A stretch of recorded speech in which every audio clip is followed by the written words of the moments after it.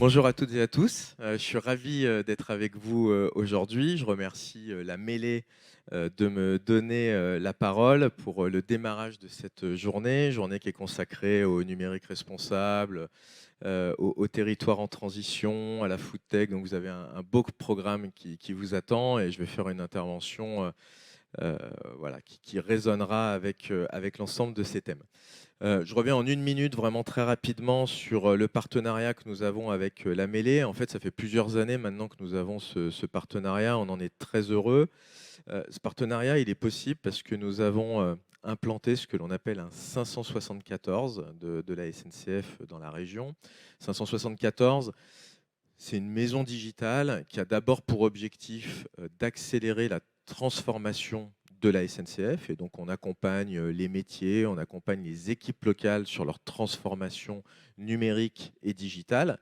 Et le deuxième objectif est de tisser des liens importants avec les écosystèmes locaux. Tout ne se décide pas à Paris, même si en France, beaucoup de choses se décident à Paris.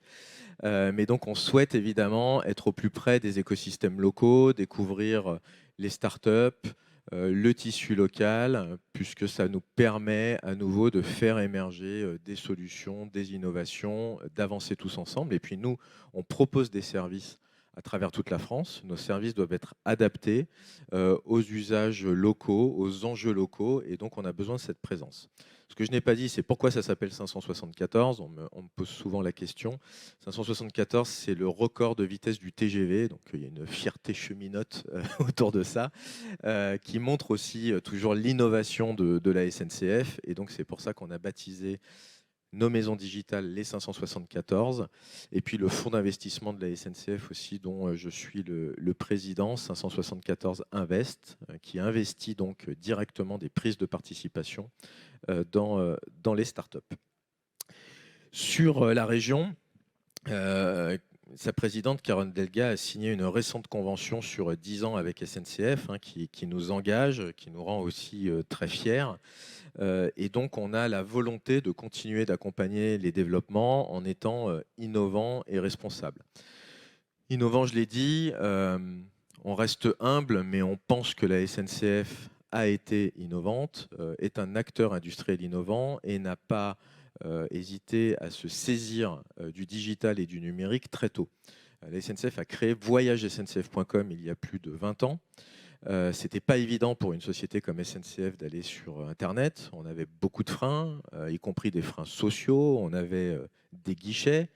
Et donc, pourquoi finalement aller très vite sur Internet et SNCF n'a pas eu cette peur, et par la création de voyagesncf.com est tombé très tôt dans le numérique et le digital et a beaucoup travaillé avec de très nombreuses startups, a d'ailleurs aidé à faire grandir, et on en est très fiers, de nombreuses startups qui aujourd'hui sont devenues de belles PME ou de beaux groupes dans le numérique. Et ça, on veut continuer. Et donc, après les premières transformations qu'on a opérées sur la distribution et le e-commerce, on a commencé la transformation dans l'ensemble de nos métiers, et y compris sur les parties industrielles, la maintenance. Je pourrais y revenir tout à l'heure. Et aujourd'hui, on a déjà eu dans l'intervention précédente des mentions. Évidemment, tous les sujets d'intelligence artificielle qui, chez nous, viennent vraiment s'insérer dans tous les métiers, à nouveau des métiers commercial, marketing, de la maintenance, de l'énergie, des bâtiments, de l'infrastructure. On retrouve vraiment, évidemment, auprès de nos développeurs, vraiment, on retrouve aujourd'hui une nouvelle énergie. On est sur un point de rupture avec l'intelligence artificielle et on s'en saisit. Et en parallèle de ça, parallèle de l'innovation, il y a la responsabilité. On a une responsabilité numérique dans la façon dont on utilise la technologie, dans la façon dont on la propose en interne à nos agents, dont on la propose à nos clients, ce qu'on fait dans la manipulation de nos données, quel est l'impact évidemment aussi sur les émissions, par exemple, ou tout ce qui touche à l'écologie. Et évidemment, la SNCF a cette responsabilité aussi globale. Et c'est un des thèmes qu'on souhaitait aussi aborder avec vous aujourd'hui, c'est comment finalement la SNCF s'est saisie de cela et met en place la responsabilité numérique d'entreprise.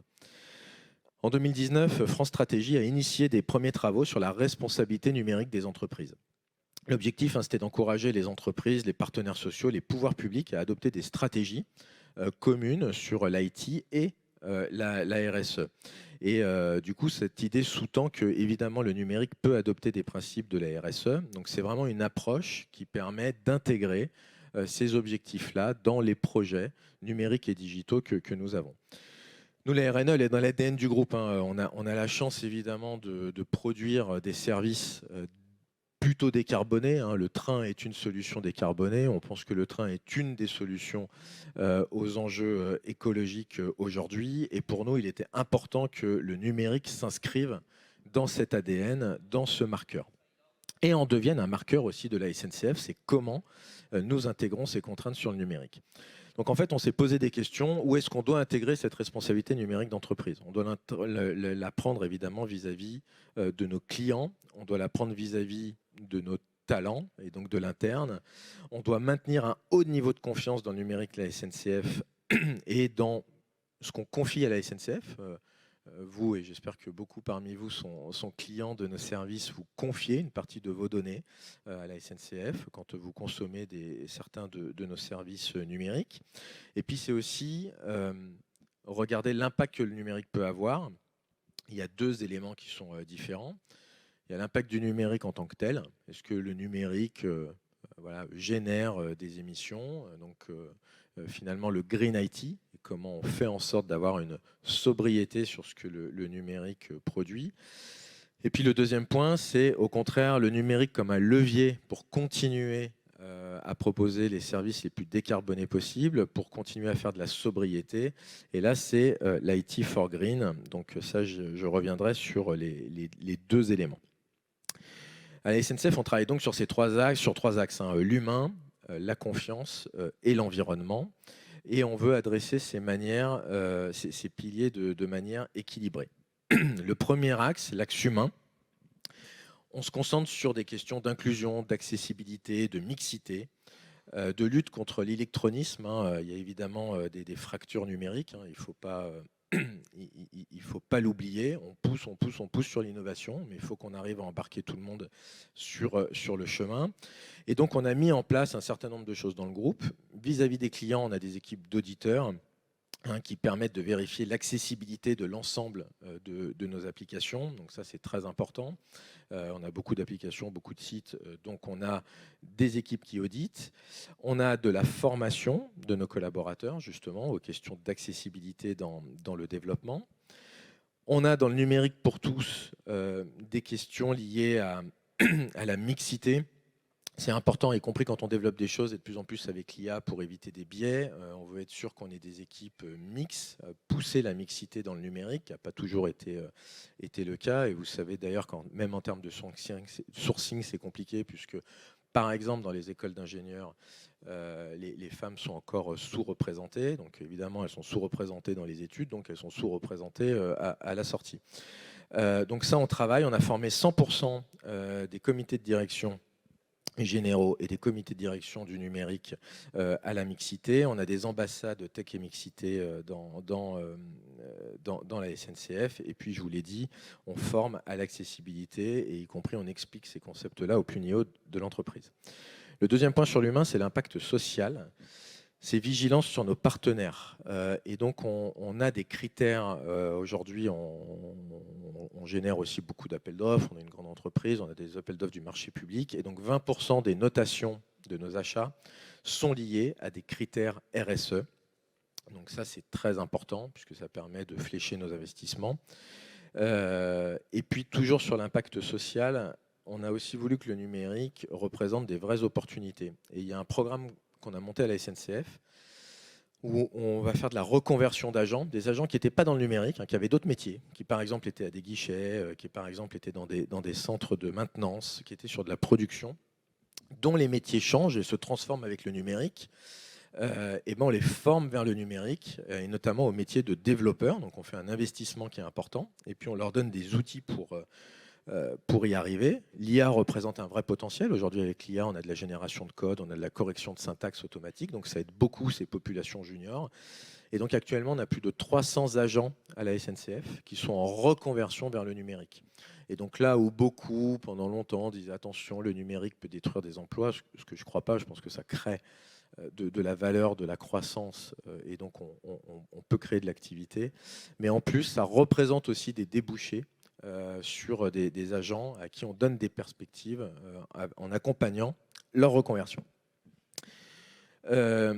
Donc ça, c'est important, c'est le pilier humain, d'oublier personne avec l'accessibilité et puis la formation de nos agents. Le deuxième pilier, c'est la confiance.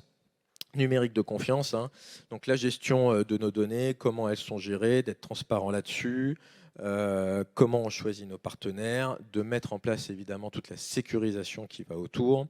Je prendrai un exemple. Aujourd'hui, vous savez que la cybersécurité, évidemment, est un élément extrêmement important. C'est tout en haut de la matrice des risques dans les sociétés.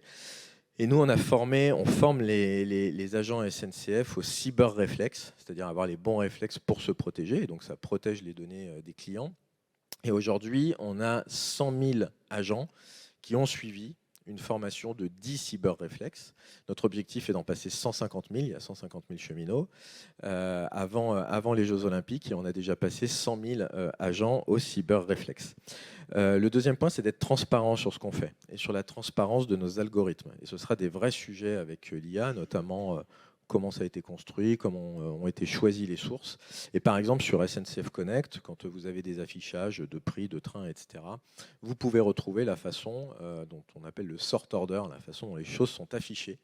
Pourquoi elles sont classées dans ce sens-là? On a une explication sur notre site et notre application de la façon dont on a classé les choses et des algorithmes.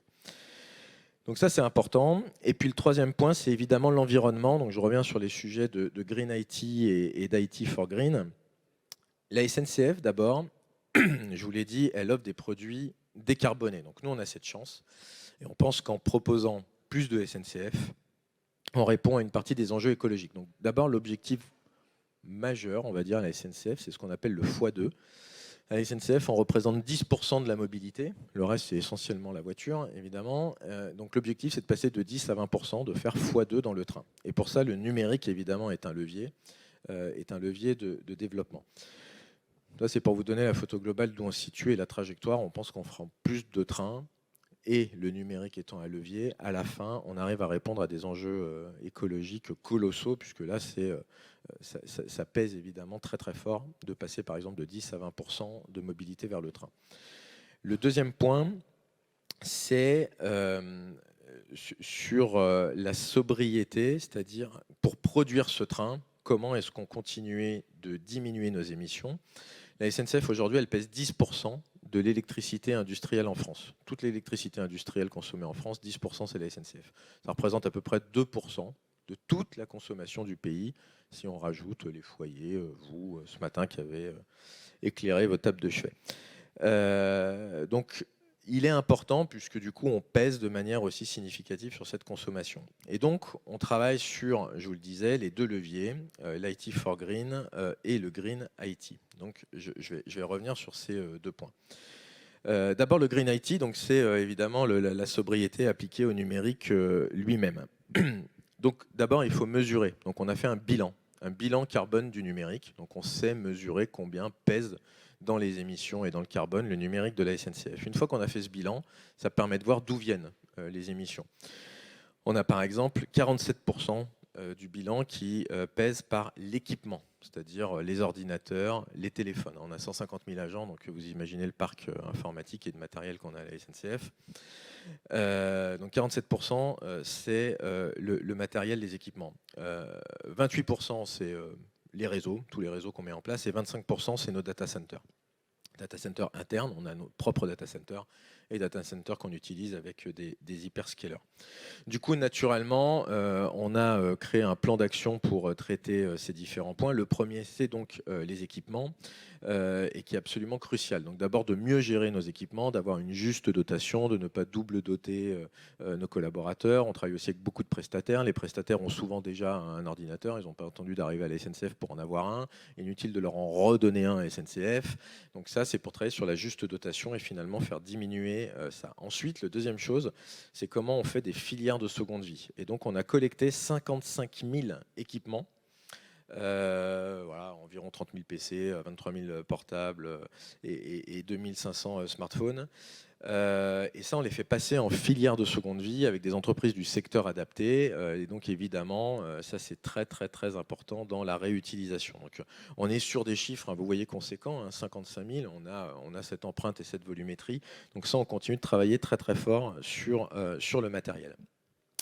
En plus du matériel, on continue, je vous l'ai dit, de déployer nos politiques d'achat RSE. On essaye aussi d'engager et de sensibiliser individuellement, parce que tout le monde dit oui, en fait, les équipements, c'est horrible. Enfin, tout le monde aime bien quand même avoir son dernier téléphone ou les derniers ordinateurs.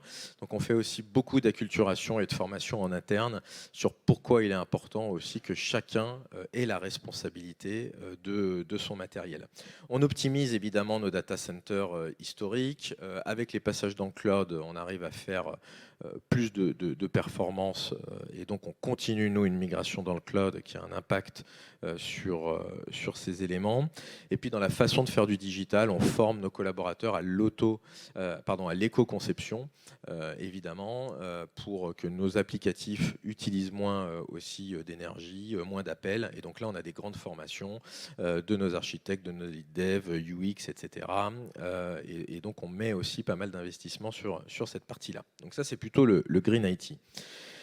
L'autre point qui est extrêmement important, le Green IT, c'est important, il faut le faire, on le fait, on a cette responsabilité d'avoir le maximum de sobriété dans notre développement numérique. Mais le vrai point, le vrai point, c'est l'IT for Green, c'est comment le numérique nous permet finalement d'être plus green, d'avoir une meilleure efficacité, une meilleure optimisation. Et donc là, on a pas mal de projets qui nous permettent justement de faire baisser la consommation de la SNCF. Je vais vous prendre quelques exemples, trois. Le premier, c'est que nous sommes le plus gros propriétaire foncier de France. Donc on a énormément de bâtiments. Donc en fait, on met des capteurs sur l'ensemble de nos bâtiments qui permet de mesurer évidemment les consommations énergétiques et ensuite sur la data, de travailler à la baisse de ces consommations, de réguler, que ce soit le chauffage, la climatisation, les horaires d'ouverture. Il y a des choses qu'on peut piloter à distance aujourd'hui, hein. Il y a des gares qu'on pilote à distance, hein. Il y a même des gares qu'on ouvre et qu'on ferme à distance aujourd'hui, hein, dans des petites localités. Donc en fait, avec un grand programme d'investissement en termes de capteurs, de récupération de données et de travail, on a des gros effets de levier sur la sobriété énergétique de nos bâtiments. Le deuxième point, c'est aussi comment on se met au service de la trajectoire de décarbonation globale et donc dans la consommation même des trains. Donc chez nous, il y a la traction. Hein. La traction, c'est pour tirer les trains, c'est ça qui consomme le plus évidemment d'énergie. Et donc on a produit une application, un logiciel d'éco-conduite qui aide les conducteurs de train à adapter leur conduite en fonction du parcours, des dénivelés, de l'inertie du train. Donc, c'est un logiciel qui vous donne tout un tas d'informations pendant votre parcours. Et grâce à ça, on arrive à baisser de 8 à 12% la consommation d'énergie. Et ça, c'est phénoménal. Ça, c'est des impacts voilà, qui sont quantifiables, qui sont extrêmement importants. Je vous disais, on consomme 10% de l'électricité industrielle en France. Donc, quand sur la traction des trains, vous baissez de 8 à 12% la consommation, l'impact, il est vraiment phénoménal. Et ça, c'est important de se dire qu'en développant du numérique, on arrive à avoir cette baisse et cette sobriété. Donc c'est la raison pour laquelle on veut continuer d'accélérer sur ces sujets numériques.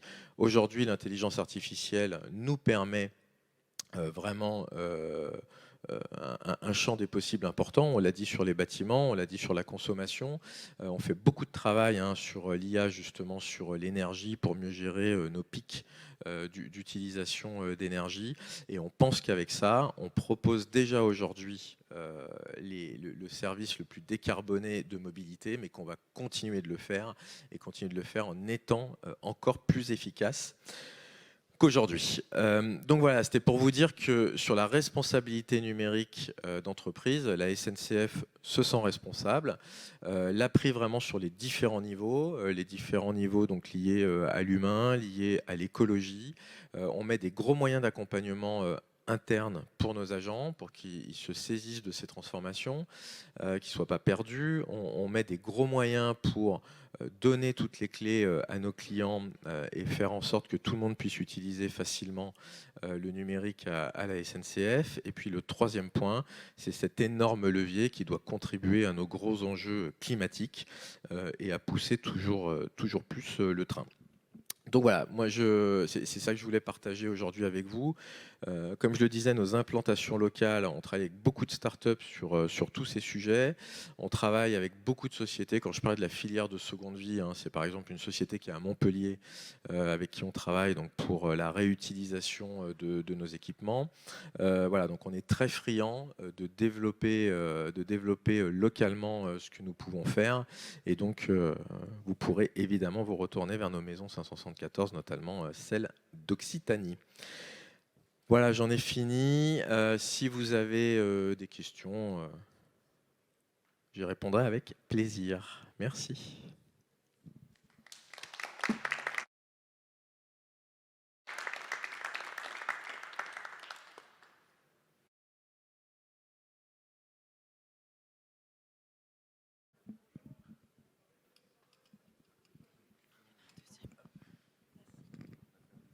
Bonjour.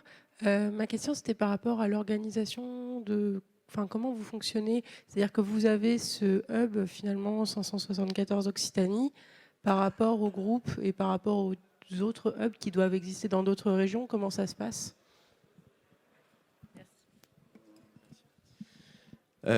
Oui, les 574 dépendent donc de la direction numérique du groupe. On a des 574 effectivement dans différentes régions. On est présent à Nantes, on est présent à Lyon, on est présent à Toulouse, on est présent à Marseille. Donc dans les gros pôles, Toulouse pour nous est important puisqu'il y a beaucoup de c'est un gros pôle numérique en France. On a pas mal de collaborateurs aussi de la SNCF qui travaillent dans le numérique dans cette région. En fait, donc ils sont fédérés, chacun parle les uns avec les autres. La façon dont on fonctionne, c'est que on travaille auprès des métiers directement de la SNCF en leur proposant notre accompagnement sur des projets, notamment de transformation numérique, puisque on a des compétences qu'il n'y a pas toujours localement sur la gestion de projet, sur le build and run, sur tout un tas de sujets digitaux. Donc en fait, on fait bénéficier d'expériences qu'on a pu capitaliser dans le reste du groupe, que ce soit à Paris ou à Nantes ou à Lyon. Et s'il y a des besoins en Occitanie, on dépêche cet accompagnement-là. L'autre point, c'est que, comme je le disais, ils sont reliés avec l'écosystème local. Et là, quand on voit des belles pépites locales, des choses intéressantes, ils le partagent avec le reste du réseau et on fait aussi des conférences nationales sur ce qu'on a vu. Donc il y a un certain nombre de startups qui ont été vues en région, qui sont présentées après au niveau national, parce qu'évidemment des choses qui se passent, qui sont intéressantes à Toulouse, peuvent résonner à Lyon ou ailleurs. Donc c'est vraiment un système de réseau qui nous permet de faire remonter de l'innovation, des initiatives, et puis en même temps, ça c'est le premier point, remonter. Et puis l'autre point, c'est accompagner dans la transformation avec des expertises qui sont un peu plus rares et qu'on peut dépêcher de façon ad hoc. Voilà.